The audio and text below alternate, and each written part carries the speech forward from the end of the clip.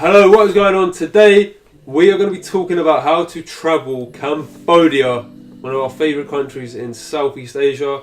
Had some of the best times there. Cambodia is filled with the most amazingly friendly people and we loved it so much. We're going to get into it now. We're going to cover in the route, the money, the budget you're going to be spending, accommodation and transport, and then also some overall tips you're going to probably need when you're out there. So let's jump straight into it. The route we done. So we started off in Phnom Penh, Sihanoukville, Koh Rong and then Siem Reap.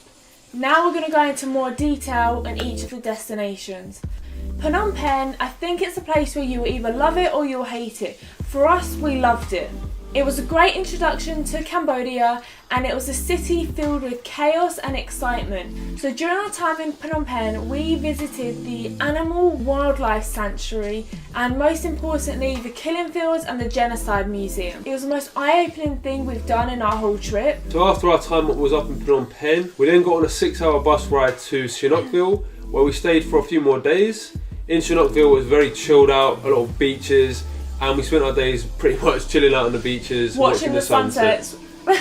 The main reason we went to Sihanoukville was because we were going to the island named Koh Rong. We went to the Lonely Beach, which is much more secluded. There was only 14 bungalows on the island, I believe. Yeah, there was 14 bungalows, crystal clear seas.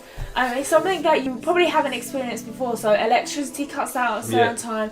You have to shower in a bucket. There's only one plug on the whole island, so you couldn't charge your phones up. No internet, anything like that. No lights, so you just had to have a torch. So if you're going to be going to Cambodia, go to Lonely Beach in Koh Rong. And it's one of the most amazing experiences of our life. We did spend our 7-year anniversary in Koh Rong, so if you want to watch the full video, then the link is in the description. So last stop was Siem Reap. This is the main hub of tourism. This was a great way to say goodbye to Cambodia and it was completely different to Phnom Penh. In Siem Reap, we didn't actually go to Angkor Wat, believe it or not. Everyone says you have to go, wasn't our thing. But however, in Siem Reap we did shoot guns, we got some AK-47s out, and best of all, we got to experience a Khmer New Year. The party on the street was insane. There was like massive water fights, powder getting thrown everywhere. If you are going to be going to Cambodia, aim to be there for the dates of the Khmer New Year and you'll have the most amazing time of your life. And another thing about Cambodia is they have these places called ecstatic pizza, and basically it's just pizza with weed on it. And yeah, if you want to get high, basically eat a pizza and you'll be pretty high. We did actually do it and it was a great time. If you want to go for it, I'd say do it. So that was our route for Cambodia. There is a lot more you can see there. However, we done sort of longer periods in each destination, so our time was up.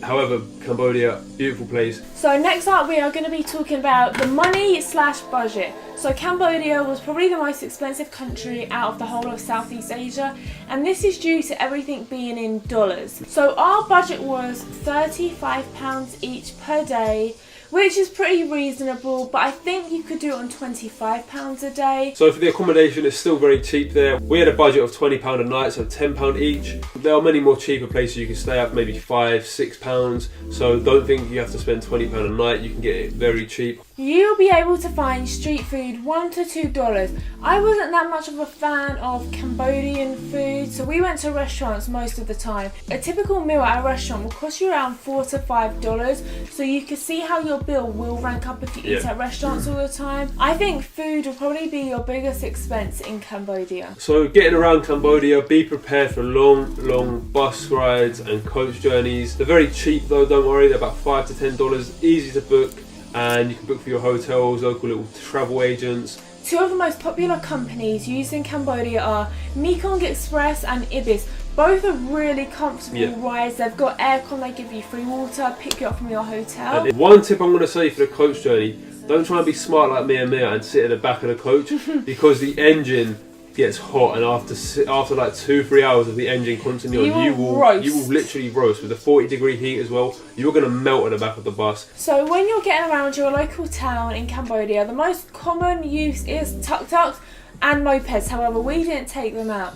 With tuk-tuks, they're really friendly, the drivers, and they're always going to try and get more dollars out of you. But always split it in half and just bargain. But you'll have fun on tuk-tuks. They are the best way to get around. So now we're just going to give you some overall tips on which we think are going to come in handy when you travel around Cambodia and also just Asia in general. So tip number 1, if you are going to be getting in tuk-tuks, you know you're roughly going, ask your hotel before you get in it and say how much is it roughly going to be. They'll give you a price and then you can work with that with the tuk-tuk driver. Tip number 2, drinks in Cambodia are actually really expensive. A bottle of water is $1. That could rank up your bill. The food and drinks in supermarkets are really, really expensive.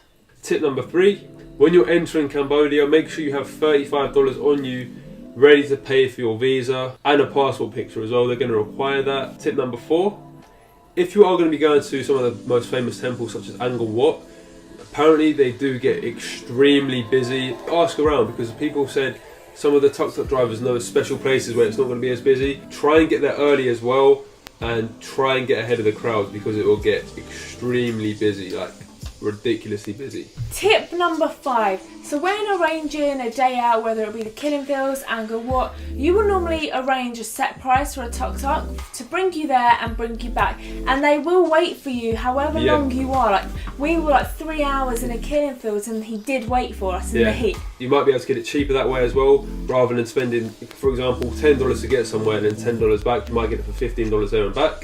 Tip number 6, this relates to tuk-tuks as well. Ask around different tuk-tuk drivers, because someone will say $15 where someone else might say $5. They're always going to try their luck, so do ask around, try and get different prices, especially when going to destinations such as Angkor Wat or shooting guns.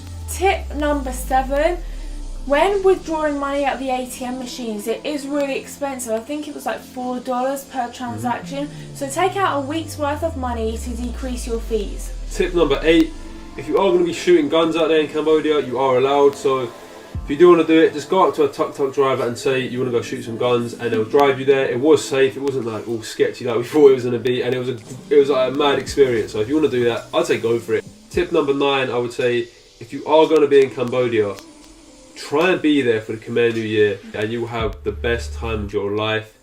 It's just one of those experiences you'll always hold for the rest of your life, so try and be there for the Khmer New Year. So tip number 10, again this is to do with money. I would say when you're going out, bring a certain amount of money out with you that you're only going to spend on that day. As Cambodia is dollars, it's all going to add up quickly. As Mia said, the drinks are $1 each, so before you know it, you're going to be spending a lot of money here and there, and it will add up like that. So if you have a certain little budget for that day, you won't be willing to spend over, whereas the other countries you can sort of get away with it because it's a lot cheaper. So thank you for watching our How to Travel Cambodia video. We hope we helped you out on this video. Most importantly, have fun. You are going to have the time of your life in Cambodia. Also, if you're planning your trip around Southeast Asia, we have done a video on how to travel Southeast Asia, like an overview of the countries we went to. We went to Thailand, Vietnam, Cambodia, Philippines and Indonesia. And also we're going to be doing individual videos on each of those countries if you're looking to go to those countries. Whilst we were backpacking Asia, we also created daily vlogs, so if you want to see more in detail about what Cambodia was like, then check out the link in the description. And also one more thing, we do have a website as well where we're going to be breaking down a lot more information and detail on the countries we went to. And finally, if you have any questions or you want to know anything, please hit us up on social media, Twitter, Instagram, Snapchat or Facebook. It's all at me and my missus, or just comment below and we'll be willing to help you. Thank you for watching. Thank you for watching. We hope you have a sick time in Cambodia. You're going to love it. We're going to be jealous, so have a great time.